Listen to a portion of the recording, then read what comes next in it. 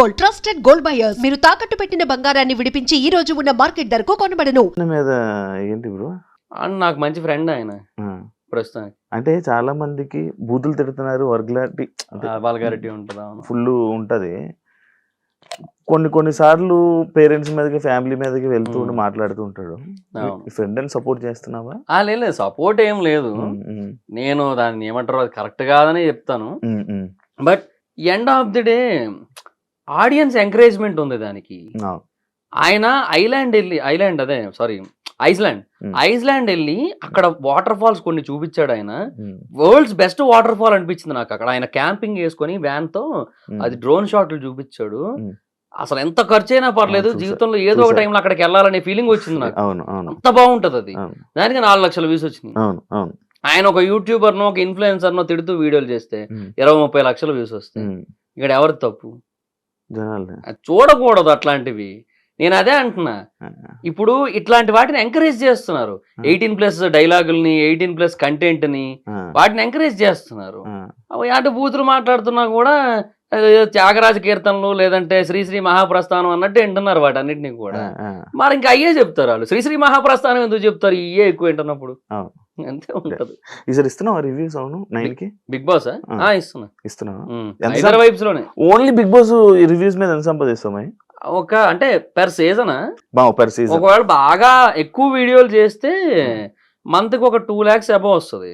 2 lakhs అంటే నాకు ఇంకా అంత రీచ్ లేదు కదా. నేను ఎక్కువ వెళ్తుంది కదా బానే. అంటే ఒక 3 lakhs వరకు కూడా వచ్చు. 2 lakhs to 3 lakhs మధ్యలో ఉంటది. 3 వరకు టచ్ అవ్వచ్చు. ఒక సీజన్ మొత్తానికి 15 వరకు వెళ్ళొచ్చేమో ఒకవేళ బాగా క్లిక్ అయితే. అక్టోబర్ నవంబర్ మంత్ లో మనకి ఆర్పిఎం ఎక్కువ ఉంటది కదా, అప్పుడు మేబీ క్లిక్ అయితే ఎక్కువ రావచ్చు. 3 నెలలకు 15 లక్షలు, 4 నెలల కంటే 3 నెలలు 15 రోజులు కలిపి అట్లా ఏమైనా రావచ్చు. బట్ నేనేమంటే నాకు ఆల్రెడీ మైదర్ vibes, trending topics, facts and mysteries, ఇప్పుడు బిజినెస్ పెట్టా కొత్తగా, ఇవన్నీ ఉండడం వల్ల అన్ని చేయలేను, తక్కువే వస్తుంది. ఇప్పుడు తగ్గించాను. కంటెంట్ డౌన్ కూడా అయింది మధ్య. కంటెంట్ కూడా ఎక్కువ పెట్టలేకపోతున్నా.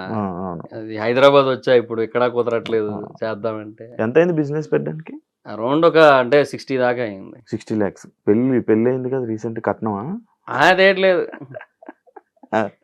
ఏంటి పెళ్లి? లవ్ మ్యారేజా? ఎప్పటి నుంచి లవ్? అంటే 2024 జనవరి 1 నుంచి. ఎక్కడ, ఎలాగా అంటే చెప్తావు ఒకసారి.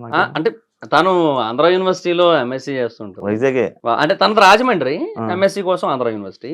సో అట్లా నా సబ్స్క్రైబర్ కొంచెం అలా ఇన్స్టాలో మెసేజ్ చేసి, అయ్యో నా ఎన్ని సబ్స్క్రైబర్లు మెసేజ్ చేశారో చూడు, రిప్లై ఇవ్వలేం బ్రో, భయం. మళ్ళీ నువ్వే రివ్యూ ఇస్తావు, శివసాయి రిప్లై ఇచ్చాడు అని చెప్పి. ఎందుకు బ్రో? నాకు సరిపోయింది. లేదు, పెళ్లి చేసుకుంటే ఎవరేమనరు కదా, అది కూడా కరెక్ట్. సారీ చెప్పు, అది కూడా కరెక్ట్. సో ఆ తర్వాత ఇంకా అట్లాగా ఇంకా కాసేపు ఒక 2-3 టైమ్స్ నార్మల్ గా మెసేజ్ చేసుకుని, ఆ తర్వాత అట్లా మాట్లాడుకుని కొంచెం తర్వాత ఒక రోజు అట్లా బీచ్ రోడ్ లో కలిసి అలా ఫ్రెండ్షిప్ అనేది బిల్డ్ అయింది. అట్లా లవ్ అయిపోయి లవ్ మ్యారేజ్ చేసుకున్నా. అట్లా అరేంజ్ మ్యారేజ్ అనుకున్నా నేను. నువ్వు మ్యారేజ్ అయిపోయి నేను వైజాగ్ వెళ్ళిపోయాను బ్రో అంటే. మ్యారేజ్ ముందే వెళ్ళిపోయాను నేను. 2023 ఫెబ్లోనే వెళ్ళిపోయాను. ఫెబ్లో వెళ్ళిపోయావు. హైదరాబాద్ లో మంచి ఆపర్చునిటీస్ ఉంటాయి కదా నీకు, ఎందుకు వైజాగ్? అంటే వెళ్ళిపోయాను ఇంకెందుకంటే నాకు బేసిక్ గా కొంచెం అది ఎలా అంటే, నాకు బిజినెస్ మీదే కాన్సన్ట్రేషన్ ఎక్కువ ఉంది. మొదటి నుంచి బిజినెస్, ఇప్పుడని కాదు. స్టార్టింగ్ నుంచి 2019, 18 ఆ టైం నుంచి కొంచెం బిజినెస్ అంటే బాగా ఇంట్రెస్ట్ ఉండేది. సో ఎప్పటికైనా బిజినెస్ పెట్టాలని ఉంది. కొంత ఇన్వెస్ట్మెంట్ ఎలాగో గ్యాదర్ అయ్యింది. సో ఓకేలే అని చెప్పి ఇంకా అలా చేద్దాం అనుకున్నా. హోమ్ టౌన్ అయితే బెటర్ కదా కొంచెం అని ఒకటి. రెండోది ఏంటంటే, ఇంకా మూవీ రివ్యూస్ ఎక్కడి నుంచి అయినా చేసుకోవచ్చు కదా. పైగా ఇప్పుడు 1 AM షోలు అక్కడే పడుతున్నాయి. కొంచెం అదొక అడ్వాంటేజ్ కూడా ఉంది కదా. సరే ఇంకా బెటర్లే అని చెప్పి ఇంకా అటే వెళ్ళాను. వైజాగ్ సొంత ఊరు కదా, అంతే. ఇక్కడికి రావట్లే అప్పుడప్పుడు వస్తున్నా, అంతే, చాలా రేర్ గా. రీసెంట్ టైమ్స్ లో యూట్యూబ్ లో రివ్యూస్ అనగానే గానీ, లేకపోతే ఏదైనా ఒక ట్రెండింగ్ ఉందంటే మన నాగవంశీ గారు వేసే డైలాగులు, పంచ్ డైలాగులు, రివ్యూస్ ఇచ్చే సవాళ్ళు, ఆయన పెట్టే ట్వీట్లు. నువ్వేం చెప్తావు బ్రో దాని గురించి, ఆయన గురించి? అంటే ఆయన ఫ్రస్ట్రేషన్ కూడా కరెక్టే ఒక రకంగా. ఆయన ఏమంటారు, సినిమాల మీద బతుకుతూ సినిమాలను చంపేయాలనుకుంటే ఎలాగా అంటారు. అది 100% వాస్తవం కదా. కాకపోతే ఆయన సైడ్ కూడా కొన్ని మిస్టేక్స్ ఉంటాయి. ఆయన చిన్న చిన్న వాటికి రియాక్ట్ అవుతుంటారు. ఎవరో ఇప్పుడు ఒక యూట్యూబర్ ఏదో ఒక దగ్గర ఏదో ఒక చిన్న కంపారిజన్ ఏదో చేస్తే దాని గురించి ఈయన ఇంకెక్కడో రౌండ్ టేబుల్ కాన్ఫరెన్స్ పెడుతున్న టైంలో ఈయన వెళ్ళి దాని గురించి మాట్లాడి అన్నెసెసరీ అంటున్నా నేను. సో ఇవన్నీ కూడా అంటే ప్రొడ్యూసర్స్ అనే పర్సన్ ఎప్పుడు కూడా నా దృష్టిలో చాలా strong pillar for cinema.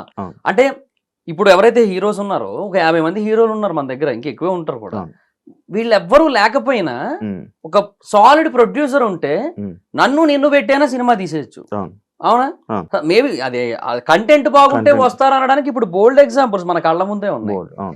Animation cinema తీసుకుంటాడు అబ్బా పోనీ, ఏది కాదంటే మహావతార నరసింహలాగా. ప్రొడ్యూసర్ ఉండాలి, ప్రొడ్యూసర్ అనేటోడు ఉండాలి. ప్రొడ్యూసర్ అనేటోడు ఎప్పుడు కూడా వెళ్ళిపోకూడదు. సో హీరోలు ఉంటే అది క్రేజు అదంతా వేరు, బట్ ప్రొడ్యూసర్ చాలా ఇంపార్టెంట్. అలాంటి ఒక ఇంపార్టెంట్ పిల్లరు నాకు ఏదో ఆ మూల చిన్న బూజు పట్టింది, నేను దాని గురించే పట్టించుకుంటా, ఇంకా మిగతా పిల్లలు అందరి కోసం పట్టించుకోరంటే ఎట్లా? ప్రొడ్యూసర్స్ ఎప్పుడు కూడా అసలు అంత ఇంటరాక్ట్ కాకూడదు. బార్బలనే కాదు, ఎవరితోని ఇంటరాక్ట్ కాకూడదు. ఎవరిని ఏమంటారు ఓవర్గా క్రిటిసైజ్ చేయకూడదు, ఓవర్గా పాజిటివ్ గా చెప్పినప్పుడు ఓవర్ గా పొంగిపోకూడదు. నిన్న ఈటీవీ విన్, మొన్న అనుకుంటా ఈటీవీ విన్ పేజ్ ఉంటది కదా ట్విట్టర్ లో, వాళ్ళు బార్బల్ ఇది బాగుందని చెప్పాడని చెప్పి can we say that little hearts is a బార్బల్ సర్టిఫైడ్ ఫిల్మ్ అనొచ్చా అని చెప్పి ఏదో పెట్టాడు అనమాట. ఇప్పుడు బార్బల్ కి సీతారామన్ నచ్చలేదు, ఇప్పుడు ఈటీవీ విన్నాడు Sita Ramam is a worst movie అని చెప్పి ఒక ట్వీట్ వేయగలడా? వేయలేడు. ఇప్పుడు బార్బల్ కి సలార్ సినిమాలో ఉన్నవన్నీ ఇల్లాజికల్ సీన్లు అనిపిస్తాయి. ఇప్పుడు ఈటీవీ విన్నోడు వచ్చి Salaar is the most illogical film in the decade of the Telugu film industry అని ఒక ట్వీట్ వేయగలడా? కాటేరమ్మ కొడుకులు రారా అక్కడికి ఈటీవీ విన్ ఆఫీస్ కి? అట్లా ఉంటది కదా. సో అదే అంటున్నా, ఎప్పుడు కూడా యూ డోంట్ నీడ్ టు అంటే ఏమంటారు, ఒక పర్సన్ ఒపీనియన్ ని సీరియస్ గా తీసుకోవాల్సిన అవసరం లేదు. టూ మచ్ పాజిటివ్ అయినా టూ మచ్ నెగిటివ్ అయినా అంత సీరియస్ అన్నెసెసరీ. పెద్దోళ్ళు చిన్న విషయాలు పట్టించుకోకూడదు, అది నేనేదన్నమాట. సో ప్రేక్షకులు రివ్యూవర్స్ వీళ్ళ మధ్య రిలేషనే ఉండాలి తప్ప reviewers and producers, reviewers and cost అంటే ఆర్టిస్టులు వీళ్ళ మధ్య ఎక్కువ ఉండకపోతేనే బెటర్ నన్ను అడిగితే. ఉంటే స్పాయిలే అవుతుంది తప్ప ఏమి అడ్వాంటేజ్ ఏమి ఉండదు. ఆయన అదే లైక్ ఆయన రివ్యూస్ కి దానికి వీటికి డబ్బులు ఇస్తే అవే వస్తాయి, డబ్బులు ఇస్తే వాళ్ళే వేస్తారు, డబ్బులు వస్తే లైక్స్ వస్తాయి అంటారు కదా. మరి అది అంటే అది వాళ్ళ సైడ్ నుంచి ఉంటదేమో కొంత, ఎందుకంటే బుక్ మై షోలో వాటి కోసం చెప్పారు, లైక్స్ కోసం వాటి కోసం, తర్వాత యూట్యూబ్ ట్రైలర్ వ్యూస్ వాటి కోసం చెప్పారు. అది ఇండస్ట్రీలో ఎలాగో ఉంది, అది ఉండనే ఉంది. అదేంటంటే వాళ్ళు దాన్ని చూపించుకొని మార్కెట్ని కొంచెం పెంచుకోవడానికి ఒక లెక్క, రెండోది దానివల్ల ఇంకొంతమంది కొత్త ఆడియన్స్ కి ఏమైనా వెళ్తాదేమో అని ఇంకొక ఆశ. ఇట్లా 2-3 ఆస్పెక్ట్స్ ఉంటాయి, వాళ్ళు చేస్తారు. అది వాళ్ళ తప్పేమీ లేదు అందులో. సినిమా అనేది ఎంతవరకు వీలైతే అంతవరకు పీపుల్లోకి వెళ్ళి జనాలు థియేటర్లకు రావాలని వాళ్ళు కోరుకుంటారు. సో అందులో నేను తప్పేమీ లేదంటాను. ఏమంటే సినిమాని సినిమాలా చూస్తే బెటర్, ఓవర్ లాజిక్లు ఎతకద్దు. ఇప్పుడు వీళ్ళిద్దరూ ఒకసారి ఒక ఇంటర్వ్యూ చేశారు, బార్బలును నాగవంశీ, ఒక వీడియో కాల్ ఇంటర్వ్యూ. దాంట్లో ఈయన సలార్లో కూడా లాజిక్ ఎదుగుతాడు కాబట్టి బార్బర్ ఆ లాజిక్ అడిగాడు ఆయన్ని, ఏమని సలార్లో గన్ను గాల్లోకి పెట్టిన తర్వాత ఇంటర్వెల్ సీన్కి ముందు ఆ టాటూ చూస్తాడు, చూడగానే కిందకు పడేయడం ఎందుకు, కాల్ చేస్తే అయిపోద్ది కదా, అది నా లాజిక్ అని చెప్పి అట్లా తను అది ఇల్లాజికల్ అనిపిస్తుంది అట్లా అని. ఈయన ఏమన్నారు దానికి ఆన్సరు, కమర్షియల్ సినిమాల్లోని పెద్ద హీరోల సినిమాల్లో ఇంతే ఉంటదని చెప్పారు ఆయన. అట్లా కాదు ఆయన చెప్పాల్సిన ఆన్సర్. దానికి ఒక రియల్ సినిమా ఆడియన్ అయితే ఇచ్చే ఎక్స్ప్లెనేషన్ వేరే ఉంటది. అంటే లైక్ ఇప్పుడు దాన్ని నేనే ఇప్పుడు ఎగ్జాంపుల్ చేయాలంటే, ఇప్పుడు ఆడక్కడ గన్నుతో వాడు మనిషి మొహం కూడా చూడలే, జస్ట్ టాటూ చూశాడు. టాటూ చూడగానే ఆ టాటూ ఎవరి చేతి మీద ఉందో అర్థం చేసుకొని ఆ పర్సన్ ఆ చెయ్యి అంతకు ముందు సృష్టించిన విధ్వంసం ఏంటో గుర్తు తెచ్చుకున్నాడు. ఇది ఫ్లాష్ బ్యాక్ సీన్ తర్వాత జరిగింది కదా. సో అప్పట్లో ఆడు ఏం చేశాడో వీడికి తెలుసు, ఆ దేవా అనే పర్సన్ ఏం చేశాడో వీడికి ఐడియా ఉంది మొత్తం. అందుకే చూడగానే వడికాడు ఒకటి. రెండోది కొంచెం ఏదైనా ప్రాక్టికల్ గా మాట్లాడుకుంటే అంటే సినిమాటిక్ ప్రాక్టికాలిటీ. సో స్నైపర్స్ అనేవి చాలా బరువు ఉంటాయి, అందుకే ఏ సినిమాలో అయినా చూడు స్నైపర్స్ కింద చిన్న ట్రైపాడ్ ఉంటుంది, దాన్ని అట్లా హోల్డ్ చేసి పెడతారు షూటింగ్ చేయడానికి, చాలా వెయిట్ ఉంటుంది. సో వాడు ఫైర్ చేశాడే అనుకుందాం, ఒక బుల్లెట్ ఫైర్ చేశాడు, అది ఐదర్ మిస్ అయినా అయిపోవచ్చు అటు ఇటు కదిలి, లేదంటే ఆడు గుండెల్లో దింపుదాం అనుకుంటే అది పొరపాటు నీ షోల్డర్ దగ్గర ఎక్కడో తగిలేసింది అనుకుందాం. ఆ బుల్లెట్ దేవాని ఏం చేయలేదు. ఉమ్, ఒకవేళ డైరెక్ట్ గా వాడు అనుకున్న చోట దింపినా సరే బుల్లెట్ దేవాని ఏం చేయలేదు. ఒక బుల్లెట్. రెండో బుల్లెట్ స్నైపర్ రీలోడ్ చేయాలి. స్నైపర్స్ ఇట్లా రీలోడ్ చేస్తారు. అది రీలోడ్ చేసే గ్యాప్ లో వీడి మెడ మీద తల ఉండదని వీడికి తెలుసు. అందుకు పడేసి వెళ్ళిపోయాడు. ఓకే, అలా చెప్పాలి. అంటే దిస్ ఈస్ కమర్షియల్ ప్యాటర్న్ అంటున్నా. This is the concept of elevations. ఒకటి కత్తిని చూడగానే మొత్తం అందరూ భయపడతారు. కత్తి ఎవడు పట్టుకోలేదే, కత్తిని చూడగానే భయపడతారు. ఎందుకు? అధీరుని కత్తి అంటారు. సో అదే ఎలివేషన్ అక్కడ. ఆ కాన్సెప్ట్ మీద సినిమా ఒకటి క్లిక్ అయ్యి 1250 కోట్లు కొట్టి ఇండియాలో ఉన్న అందరికీ కూడా బాగా నచ్చి ఫేవరెట్ సినిమా అయినప్పుడు ఎలివేషన్స్ అనే వాటిని ఇల్లాజికల్ అని చెప్తే ఇంకా ఏ రకంగా సినిమా చూడాలి? ఇంకా నాగవంశీ గారికి సినిమా నాలెడ్జ్ లేదంట. డబ్బు ఉంది కానీ సినిమా నాలెడ్జ్ లేదంట. సినిమా నాలెడ్జ్ లేదని కూడా కాదు, ఆయన ఒక చిన్న పిల్లాడి మనస్తత్వం అంతే. ఆయన ఏంటంటే నేను ఇట్లా చెప్పేస్తాను అంతేలే, ఏముందిలే ఇట్లా చెప్పేస్తే చాలు కదా అనుకుంటాడు ఆయన. But right way of explanation ఇవ్వాలంటే ఇంత ఇవ్వాలి. ఇంత ఇస్తే అవతలోళ్ళు సైలెంట్ అవుతారు కదా, అవతలోళ్ళకి ఒకటి అర్థం అవుతుంది కదా. అదే అంటున్నా నేను. డబ్బులు ఉన్నాయి కదా సో ఆటోమేటిక్ సైలెంట్ అవుతారంటే అవ్వదు. ఇట్లా చెప్పాలి కొన్నిసార్లు. కాదు, రివ్యూకి డబ్బులు ఇచ్చి రివ్యూలు చెప్పించుకునే ఉన్నారా ప్రొడ్యూసర్స్ టీమ్? ఏమో, నన్ను కూడా అప్రోచ్ అయ్యారు. బట్ నేనైతే వద్దనేసాను. మరి వద్దనేసి ఎప్పుడు తీసుకోలేదా? లేదు, ఎప్పుడు తీసుకోలేదు. కానీ ఉన్నాయి అది. ఉన్నది. నన్ను 2 సినిమాలకి యాక్చువల్ గా నన్ను ఏమని అడిగారంటే, జెట్టి నీతో ఈ 2 సినిమాలకి ఏమని అడిగారంటే, అప్పుడు ఎప్పుడు హైదరాబాద్ లో ఉన్నప్పుడే అది ఏమంటే ఇట్లాగా ఏంటది, సినిమా చాలా బాగుందండి బట్ ఎక్కువ మందికి రీచ్ అవ్వట్లేదు.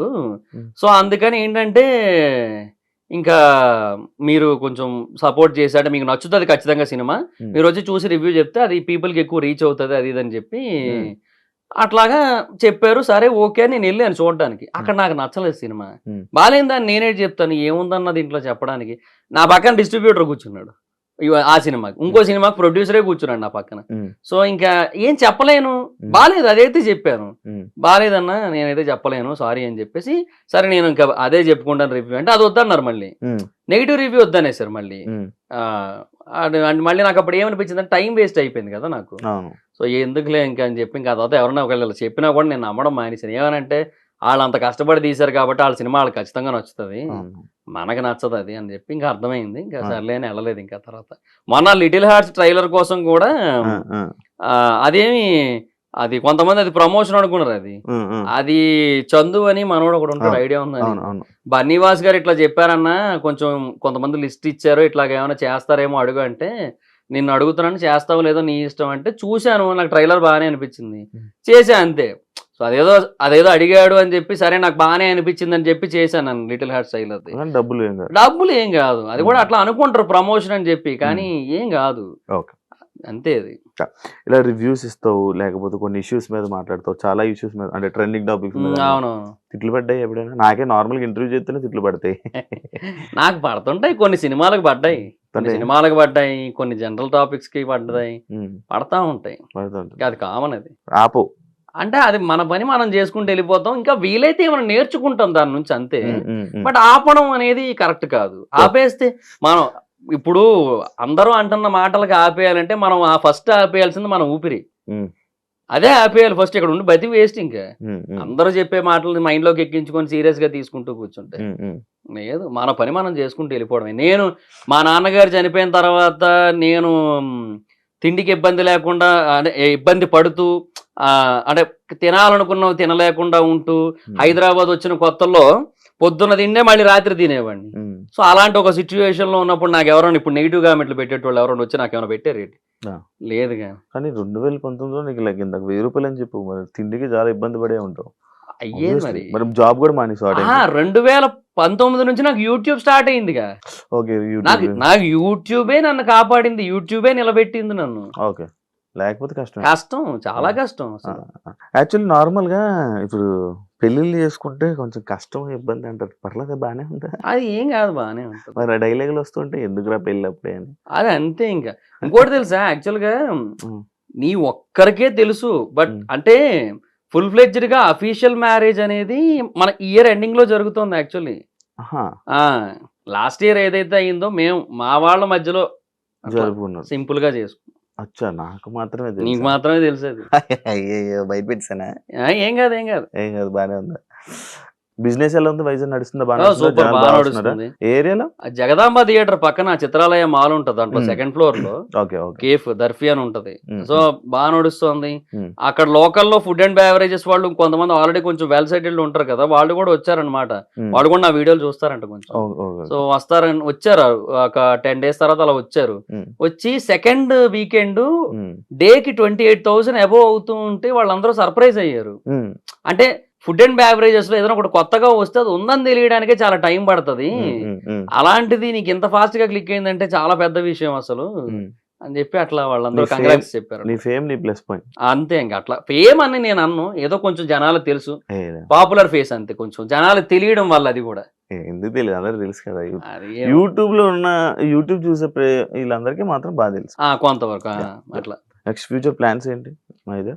ఇక అంతే బ్రో, ఇంకా ఇక లైఫ్, యూట్యూబ్, బిజినెస్. అండ్ ఈ బిజినెస్ బేసిక్ గా ఫ్రాంచైజ్ మోడల్ అనేది స్టార్ట్ చేస్తున్నా ఒక 2-3 months లో. సో ఆ టైంలో all over AP, Telangana and వీలైతే సౌత్ ఇండియా మొత్తం ఫ్రాంచైజెస్ ఇవ్వాలనేది ఒక కాన్సెప్ట్ ఉంది. So south India's biggest franchise chain అవ్వాలని ఉంది. బట్ డిపెండ్స్, అది చూడాలి మరి ఇంకా. ఓకే. సో ఆ తర్వాత యూట్యూబ్ అనే దాన్ని అలా కంటిన్యూ చేయాలి. రాజమౌళి గారు మహాభారతం ఎన్ని పార్ట్లు తీస్తే అన్ని పార్ట్లు అన్ని పార్ట్ లాస్ట్ పార్ట్ వరకు కూడా రివ్యూలు చెప్తూనే ఉండాలి. అదొక్కటైతే ఉంది మనసులో. అది ఖచ్చితంగా ఒక 20 ఏళ్ళు పట్టేస్తుంది. సో 20 ఏళ్ళు హ్యాపీ సెటిల్డ్ అలా అనమాట. అలా ఉంది మైండ్ లో. ఇప్పుడు జబర్దస్త్ అందరూ టచ్ లో ఉన్నారు కదా?